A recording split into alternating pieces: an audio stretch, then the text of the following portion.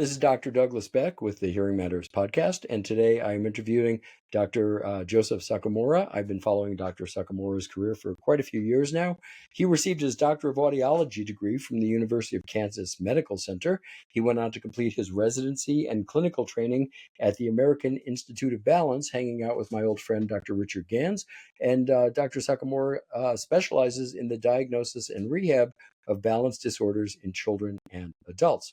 His specific areas of clinical interest include complex and atypical BPPV, vestibular migraine, and the psychosocial aspects related to vestibular disorders. Joe has a wide range of experience and expertise in the scientific, medical, and business development aspects of vestibular practice. He is a published author and invited speaker globally. If you haven't seen Dr. Sakumura on stage, you've missed something. I've seen him present quite a few times, and I always enjoy it, and I always take way too many notes. Joe, welcome. Good to have you here. Thank you so much, Doug. What an honor it is. I've followed the podcast for a long time, and obviously your career being one of the titans of industry. So can't tell you how honored I was to have the invite to come on and talk vestibular with you. All right, let's talk vestibular. So I want to start with what is the most common sign and symptom that people will come to you with? Because, you know, people talk about dizzy, they talk about vertigo, they talk about lightheaded. What's the most common complaint that you deal with? Yeah, that's a spot on question, because we know that dizziness and balance disorders are actually the third most common complaint of all Americans to their physicians. And it's actually the number one complaint of individuals over the age of 60. So it's largely dependent on the conduit or where they entered the system as a dizzy patient, because dizziness is obviously a very, very generic term. And getting to the bottom of what dizzy means, the flavor of dizzy, right? It's kind of like strawberries. If you ask somebody what a strawberry tastes like, how will they describe it? So I always refer to the flavor of dizziness and the actual subjective experience that the patient's having, because if you just Google dizziness, right, a million different things could be going on. So ideally, the most common complaint that would indicate to us that they have a true peripheral vestibular disorder is going to be true vertigo, where the room is actually spinning around them or movement is happening versus oh, go ahead. Yeah. Well, let me ask you a question, because for many, many years, I know we made specific reference to patients with vertigo as a spinning vertigo sensation. And we would ask, is it that the room is spinning around you, or are you spinning around the room? Does that make any actual difference? I know we documented it on a lot of people, but I don't know that it mattered. It does. It makes a huge difference, because if I'm perceiving the external world moving, it actually indicates that I likely have nystagmus. And nystagmus is a direct result from peripheral vestibular mismatch or dysfunction. Now, if I perceive that I'm moving with respect to the world being, stable around me, that's actually the first indicator that it's probably actually not a true peripheral vestibular problem. More of a central. Exactly. It could be central. It could be a space occupying lesion. It could be blood pressure. It could be 1,000 different things. But the first indicator that somebody has a true active, acute, or uncompensated vestibular problem is that sensation of external movement. And on the same topic, now, if I see the world going clockwise versus counterclockwise, does that point to the probable vestibular culprit, whether it's my left or my right ear? Great question. The answer is yes, if the person can perceive that accurately. So when we look at localization of which ear is the involved ear, right versus left, we're actually clinically, we're looking at patterns of nystagmus, which direction the slow phase or the fast phase beating of the nystagmus is. And depending on which direction the nystagmus is beating, that indicates to us, okay, the left ear has become weak, or the right ear has become weak, or the right ear has BPPV, or whatever the case is. And that would be consistent with the slow phase of the nystagmus, if I'm remembering. The fast phase of the nystagmus, so the beating phase of the nystagmus, is always, and this is one of, if you remember Ewald or Alexander's laws, the fast phase is always going to beat towards the ear that is relatively hyper excited. Okay. So that terminology is important, because you can have destructive lesions that actually damage one ear, or you can have excitatory lesions like BPPV that cause one ear to become excited versus the other. So the fast phase, the beating phase, beats towards the ear that's more excited. And So is the that slow phase is going to be opposite of that. Thank you. And what's the accuracy of that? I mean, is that true 80% of the time, 100% of the time? 100. Take it to the bank. It's a Wow. law. Okay, that's pretty good. So if somebody can perceive and tell you, Dr. Beck, Dr. Sakumura, I can tell that when the room is moving on me, it slowly shifts to the left and then beats back to the right.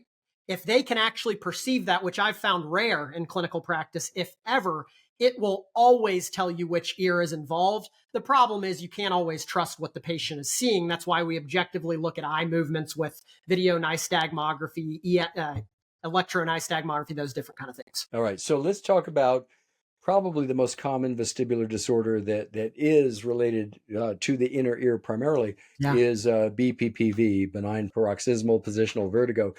Tell me about that. What are you looking for when you're diagnosing that? And then let's talk about things like the Epley maneuver, which repositioning maneuvers and how they work.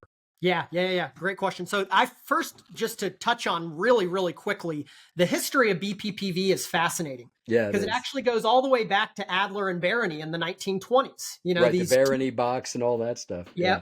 We start hearing or reading in the literature that there's this benign vertigo and nystagmus that happens positionally. Remember that Epley and testing for and treating this doesn't come until the 90s. So it's really fascinating. But if you look at certain pillars of truth with BPPV, a lot of it has remained unchanged. And that's this notion that you're looking for otoconia or otoliths that have been displaced off of the utricle, and they're now floating around, disrupting the function of the ear, being, moved and triggering vertigo when there's head position changes. So knowing the history, I always tell clinicians that I'm training, understanding that piece helps you understand the clinical profile of the patient, the test findings, the treatment, and all those kind of things. So when you're looking at BPPV and differentiating it from other causes of dizziness, the first thing that you're looking at is the patient is going to have transient or short episodes of positionally provoked vertigo. Sure. So what that looks like when you're asking a patient this, you're not going to frame it like that, but you're going to be looking for somebody that I lay down and I get really dizzy. The room spins. And the dizziness lasts 2 to 3, maybe 4 minutes. Actually, it can be as short as 10 seconds, all the way up to 4 minutes and beyond. Yeah. It depends on the canal that's involved. It depends on the variant that's been involved, but it can be anywhere between seconds. But one of the things we've learned over the last 10 years is that it can be persistent even longer than minutes. We used to think, short. Now we're learning that the variants and some of the different styles of BPPV, if you will, can result in longer episodes. And to a large degree, that depends on which canal we're talking about. Yeah, absolutely. Okay. So we've got 3 semicircular canals. You've got 3 different variants. You can have BPPV in the posterior is about 93% of cases, because I would think, gravity always works. Gravity always wins. It's going to be the lowest point that they're going to be pulled to. You can have horizontal canal BPPV, which is about 6 to 7%. And then you've got the 1%ers that have debris actually lodged up in the anterior or superior canal up there. Okay. And the theory is that as the otoconia stimulates the epithelial lining, that's where because then the inner ear is perceiving motion that is not really there. It's actually cupular deflection. So the cupula is the epithelial, rather than, a lot of audiologists, especially, we think that the canal is lined with hair cells and, the whole thing is lined, but the epithelial, exactly, the cupula becomes displaced because of a vacuum force that these crystals cause when they're moving. I always tell patients, it's like moving the marble through the maze. Depending on which way the marble's moving, it pulls endolymphatic flow. The cupula follows that pull and ultimately leads in the depolarization of hair cells and stimulation and that perception that the world is moving. And that's the, what was that called? Fugulopedal? Ampulofugal or ampulopedal. Yeah, that's exactly right. Yeah. It's excitation, inhibition. Very, very similar. Yeah. All right, good. It's been about 100 years since I read that. And so in the patient with BPPV, so the most typical thing is they get into a position that stimulates that sensation, and once you've discovered that's consistent with their nystagmus and rotary nystagmus in particular. Tell me about how rotary nystagmus helps to bag the diagnosis. Yeah. So it actually all goes back to those same principles we were talking about with nystagmus and excitation and inhibition. So based on the position that we have the patient in, right? And that's the position that's going to put the canal in the plane of where gravity's pulling on that canal, or the otoconia in that canal. They should be exciting that specific cupula. Yep. And the nystagmus should follow that exact same pattern. So for example, in the case of a right posterior canal BPPV, you're going to have rotary torsional, which is like little doorknobs spinning rather than left or right. Yep. Rotary torsional nystagmus that's upbeating, and rotational beating in the direction of that right ear in this case. Very cool. Okay. Again, you can do that without any goggle. You don't need a goggle or vision denied or any of that. Yeah. I mean, nystagmus. However, it's helpful if you have that, because you're able to really pick out the properties of that nystagmus. So sure, and you can document it, so it's repeatable. Absolutely. And that's what bags the diagnosis, is that, okay, the clinical profile, the patient's case history has told me they're experiencing bouts of positional vertigo. I've put them into the gold standard head position, which is the Dix Hallpike position, where they're rotated and lying in an excitatory position for that canal. That position elicited this type of nystagmus. Boom, book them, they're ready for treatment.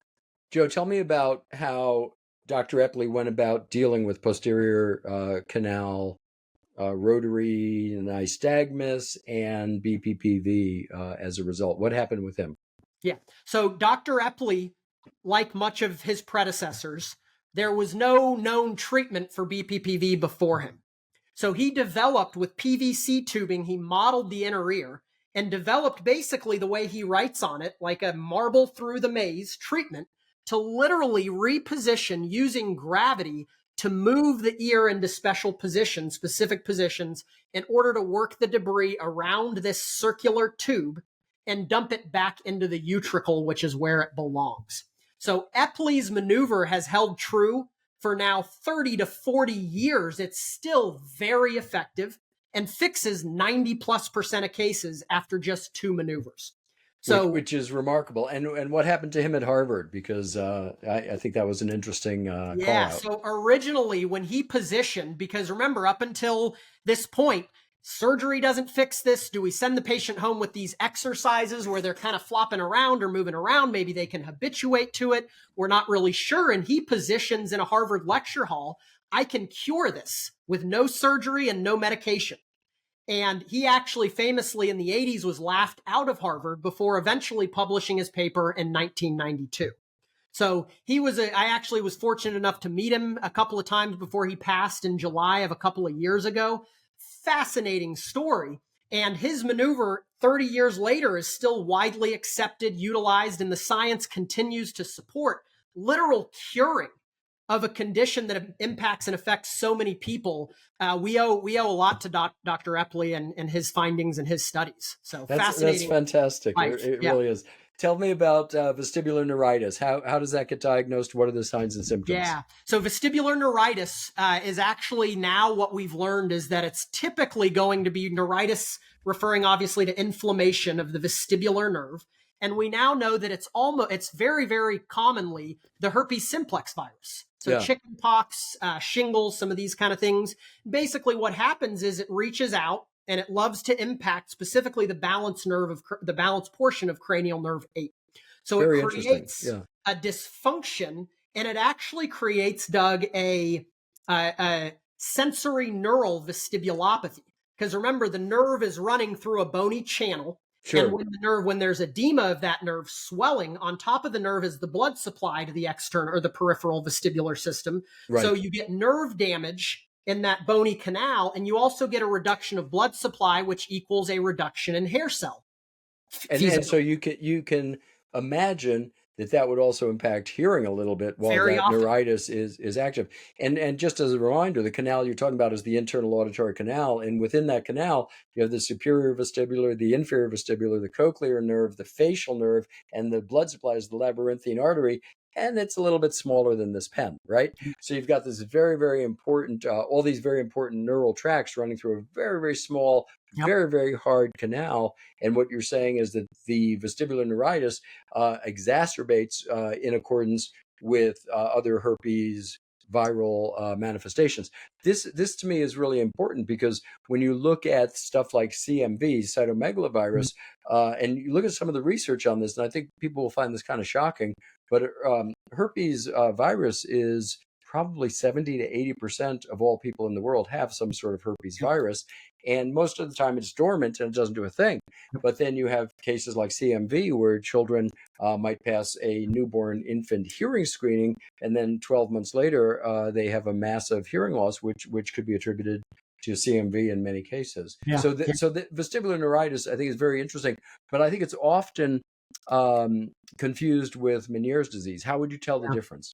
Typically with vestibular neuritis, you're going to have a big one singular, sometimes with a secondary kind of a more minor episode, but typically you're going to have a big, as I tell patients, a big bang where you have a sudden onset of vertigo that doesn't seem to, it's unlike BPPV. It's not positionally provoked.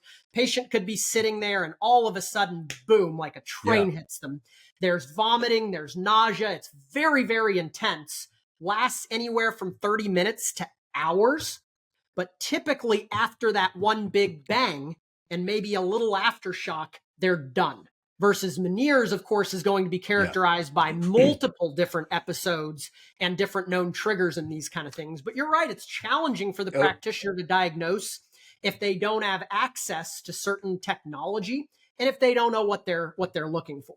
So vestibular neuritis, as you mentioned, depending on where in the anatomical, piece of that nerve where it's impacted, there could be hearing changes. There could be other type of symptoms that may lean towards Meniere's and some of these kind of things. But typically it's the singularity of the attack that's going to indicate something like a neuritis versus a Meniere's or vestibular migraine or some of these other kind of things. And do you buy into, one of the older definitions of Meniere's disease was it's a trilogy, right? You have low frequency fluctuating hearing loss, you have tinnitus, and your imbalance, but not necessarily spinning vertigo, more of a general dizziness, and that can go on for 20 years. I mean, Meniere's does tend to progress.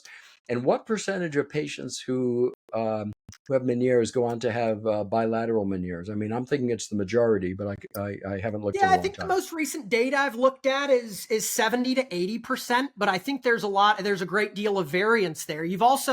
We've got to remember with Meniere's, it's a clinical diagnosis. Yeah. So again, depending on the speciality that they're coming out of, if they're seeing an otolaryngologist and they're going through the right steps and seeing the proper personnel, the Meniere's disease diagnosis is quite accurate. But I can't tell you how many patients I've come away from interactions and they said, oh yeah, my primary care doctor and urgent care doctor diagnosed me with Meniere's disease 30 years ago. So it's one of those things that can be a little bit challenging to track, and all of the things that have now come to light on, is it Meniere's versus is it not? I think for a long time, Meniere's was somewhat of a wastebasket diagnosis. Yeah, I think so too. Yeah. And now we, of course, know about migraine and all these other otologic pathologies that, sort of opens the bandwidth of what could be happening in a given patient at a given time. And it's so important that you mentioned migraine, because I think the vast majority of people with dizziness and off balance, it's more often migraine than it is otolaryngologic. Yeah. If you look at the AMA estimates less than 1% of people have Meniere's disease. Yeah. 1 in 4 women identify as migraineurs. Right. 1 in 6 men identify as migraineurs. And a subset of those patients are going to have a manifestation of the migraine, not of headache, not of lower, occipital pain, not of some of these other classic migraine would have been thought of as classic migraine symptoms, but rather true spinning vertigo or some of these other different kind of things that are associated with migraine. And it is very, very hard to differentiate. And I think that, when you go in with these signs and symptoms, particularly into an emergency room, boy, the clinicians who see you, they have to take the route based on the presentation at the moment. and deal with it then. But if it doesn't get better quickly, it's almost always worth pursuing. Let's talk a little bit about Meniere's disease and endolymphatic high drops, because endolymphatic high drops sometimes manifests the same as Meniere's disease, or am I wrong on that? Yeah, my great mentor, also good friend of yours, John Ferraro. I happen to be lucky enough to have him as a clinical professor. I did some rotations with him. And the definition that we always used was that Meniere's disease can also be defined as idiopathic endolymphatic high drops. So there's been all of these different types of Meniere's disease, flavors of Meniere's disease, classifications of Meniere's disease over the last 10, 20, 30 years, where there was atypical Meniere's that didn't have vertigo and nystagmus. There was atypical Meniere's that didn't have. I think the important thing to focus on now is that the Barony Society has given us really, really great diagnostic criteria of Meniere's disease. And definite Meniere's disease checks all 4 boxes: rotary vertigo, oral fullness, roaring tinnitus, and fluctuating hearing loss. So and then probable Meniere's disease is 3 out of the 4, and then possible and whatnot. We actually have those same criteria for things like migraine. The problem is, if you look at the end of the diagnostic criteria that are put out every year, is the very last one is not better accounted for by another disease or disorder. So it creates a true diagnostic enigma when it comes to those. But back to the original question, is that we know in Meniere's disease and endolymphatic high drops that we've got an overproduction of endolymph, or under a problem basically with the ear's management system of endolymph in versus endolymph out. So I think there's always kind of that blurry line of what's Meniere's disease, what's endolymphatic high drops. And I think for most people, it's sort of blended as one. But you will see infrequently that people will have endolymphatic high drops after things like a head injury, or some of these other known etiologies. And when we really suspect endolymphatic high drops, we might look at electrocochleography and looking at AP-SP ratios. And in a positive result, that would be a larger action potential than summating potential, significantly. I want to say like 1 to 3, something like that. But I wonder how accurate that is. John Ferraro and I did a paper on this many years ago, and I think even John said that, and John, if I misquote you, I'm sorry. I think that John said that it was a little bit of a crapshoot. In other words, if the AP-SP ratio was consistent with the signs and symptoms of the patient, that proves it. If it's inconsistent, that doesn't necessarily not prove it. Yeah, it's a really, actually, if you follow any of the audiology chat boards or listservs, and it's kind of a hot topic in audiology. Right? Why should we even do ECOG if the US based, at least father of ECOG, is saying it's kind of a crapshoot? So what's interesting is, last I spoke with John, is when you look at sensitivity specificity of ECOG, it's at its highest when somebody's having an acute attack. Of course. My answer to that is, good luck getting somebody on an exam table and getting them to sit still for a test while they're doing it. They're probably not leaving their house when they're in the middle of an attack. So I can tell you that intraoperatively, this goes back like 30, 40 years. Dr. Bill House, Dr. Daryl Brackman, a few other neurotologists at House, and I were looking at SP-AP ratios. And one of the questions, I think it was Dr. Daryl Brackman framed the question: if we were to take a Meniere's patient or an endolymphatic high drops patient and we get their AP-SP ratios pre-op, and then we decompress the endolymphatic sac intraoperatively, would we see a change there? Now, it probably had more to do with my technique was awful, but intraoperatively, we never really saw anything consistent that would predict how the patient would do years later. But we did decompress a lot of endolymphatic sacs, and endolymphatic sac surgery is not a walk in the park. It's a very difficult surgery. It's very quick because you drill away the mastoid to get down to the endolymphatic sac. And some people just, once they identify it, that's it. You don't need to go in and puncture it and put a tube in there. But there's many ways of doing that, right? You can do a subarachnoid shunt, you can do a mastoid shunt, and you can just decompress it by taking the bony covering off of it. And the success rate of that was about 2/3. About 2/3 of the patients who had endolymphatic sac surgery were no longer dizzy. That depended on whose hands it was in. And a lot of people thought, well, maybe it's placebo, maybe it isn't. Fred Linthicum, brilliant researcher, also out of the House Ear Institute, Fred did a study where he looked at post-operative patients who had had endolymphatic sac surgery, and he found that the vast majority of surgeons, I hate to say, but they didn't identify the sac, or they put the shunt in and it wasn't in the sac. And that's, I'm not judging, I'm just saying that's historical record. That's in peer-reviewed research that Dr. Linthicum published.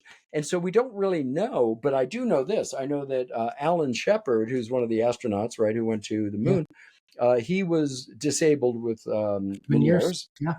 And he saw Dr. Bill House, one of my mentors. Okay. And Bill did an endolymphatic sac, and a few months later, he was cleared to go to the moon.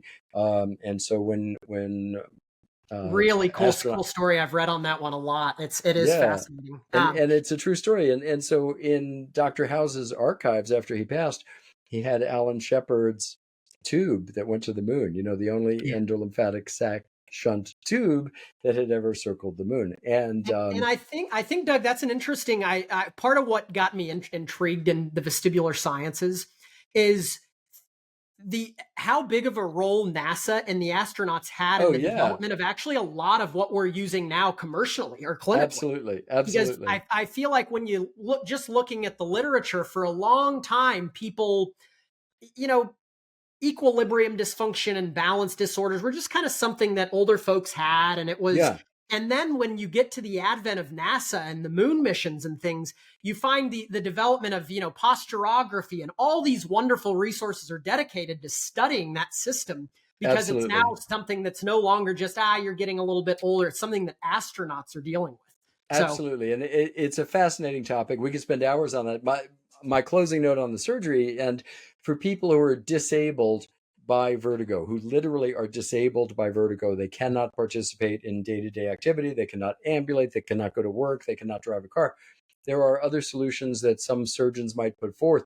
The ultimate solution is if you can truly identify which ear is causing the problem, and presuming it's only one ear causing the problem, there are vestibular neurectomies that can be done. And we've been doing those for many decades. I remember at least 50 to 100 that I was involved with.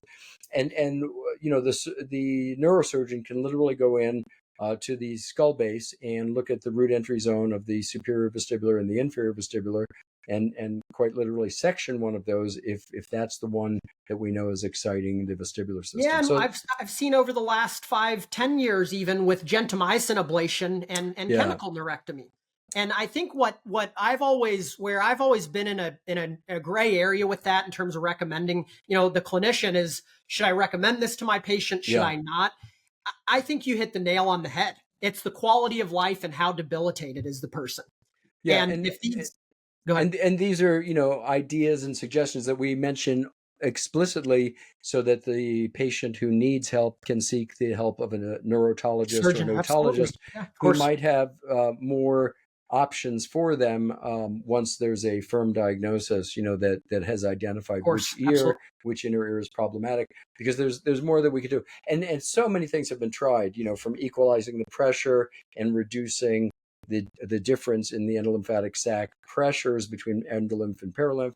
Anyway, those are surgical decisions that you and I don't make. Those are up to the neurologist, otolaryngologist, otologist, and the patient themselves. I wanted to ask you, many patients get prescribed meclizine or antivert and things like that. What are your thoughts on that for general dizziness? I mean, a lot of people do get that prescription. What can you tell us about that?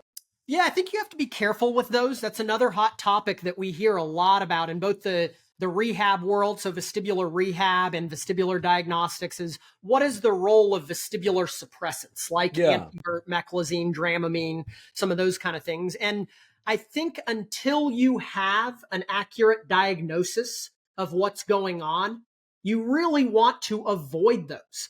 Because what happens is when you have a vestibular dysfunction, we used the example vestibular neuritis earlier. When vestibular neuritis hits the ear, it damages one ear, and this research shows us that function does not come back. So the patient is left with a new normal.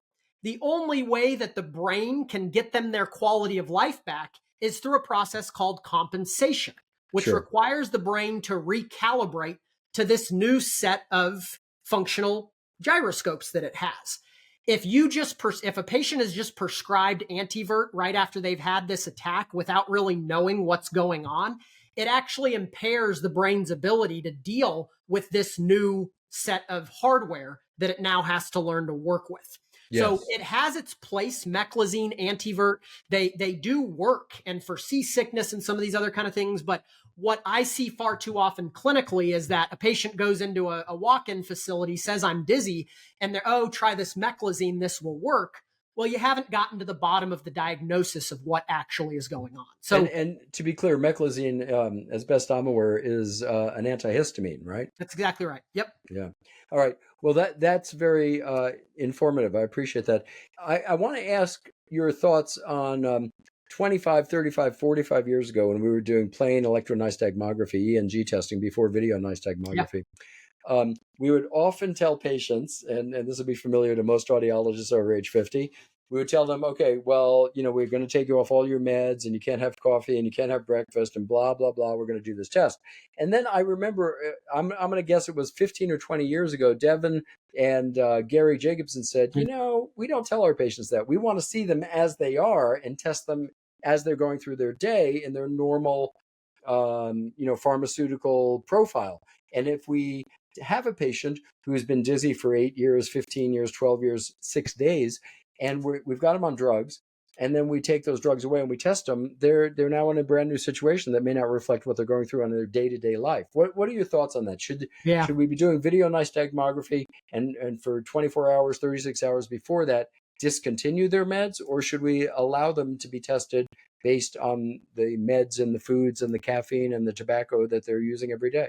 Yeah, it's a really, really good, interesting one that I talk to a lot of audiologists about as well. So the differing schools of thought is that forever we know that certain medications and even coffee and caffeine and nicotine can have an impact on how the brain processes information from the vestibular system. Sure. So for example, if you come in and you're, on a bunch of Zofran or meclizine or suppressant meds, and my job as the audiologist is to stimulate your ear and look at the eye movements that happen as a result of that stimulation. If the brain is dampened by alcohol or whatever the dampener is, you're not going to see the result that you're actually trying to induce. So that school of thought, I think gold standard, my preference, and the same goes for physical therapy, is that we want to see the patient in whatever setting they're going to be that they want to be in. So if their goal is to be off of the medication at some point, or their goal is to get their life back to be off that medication, I'd like to see them off of that medication because of what it can do to the results.